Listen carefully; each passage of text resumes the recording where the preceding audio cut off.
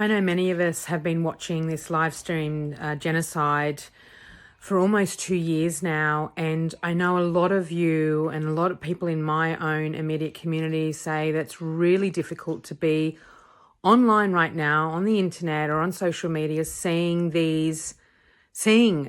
what we're seeing in the world. Like, the world is a really horrific and extremely worrying place and devastating right now for so many. And I want to say to you that I see the same things as well. I mean, I know that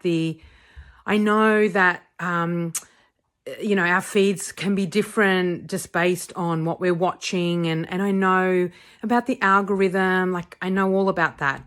But what I'm saying to you is I'm not afraid to shed a tear when I see something extraordinarily beautiful or brave or really touching or really distressing. I'm not afraid to yell, scream, and shout and take my anger and rage to a place and a space where I can express it that is safe, healthy, I suppose contained in a way that it's not scaring my children, though they have seen me cry and express, my rage in ways that have also been a really healthy example and representation of how they can actually express theirs and how it's normal to. I too have heartbreak and wake up crying and go to bed crying and feel helpless and hopeless sometimes in the world. I will not turn away, though. I will not turn away. This is the difference. I just won't turn away. I understand my privilege here, and I understand its impact. I also understand what it's done, my ancestors and where I live and my current, community and the country I live in, and how they're aiding and abetting and creating genocide and murder and terrorism across the world. And I know that I'm a woman, and I know that I am already, on that hierarchical structure, not at the top. And I understand, I'm very conscious and aware of my part in it and unpacking my unconscious bias in this current world climate.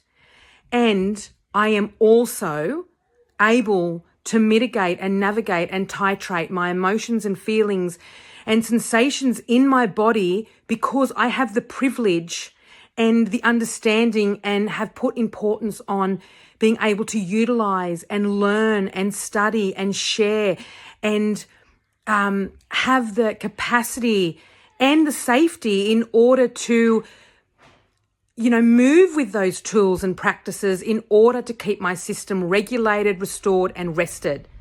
And every white person here, every white woman I'm talking to also has that privilege and that choice to do so. We can't change necessarily individually on our own. We're not a monolith, what's happening in the world, but we can change and make a difference in our own corner, piece by piece, step by step. And we can start first by learning how to navigate these times through our body and being aware of our unconscious bias, learning, shifting, changing the narrative of what we've been raised with and what the culture indoctrinates us into. And we can also learn the skills to settle our nervous system, to rest, to restore, and lean on others in collaboration and community. We have so much privilege at our disposal, and it is really important that we dig in and we really utilize what we have at our disposal in order to support and navigate these times globally, but also communally, culturally, because the systems are falling.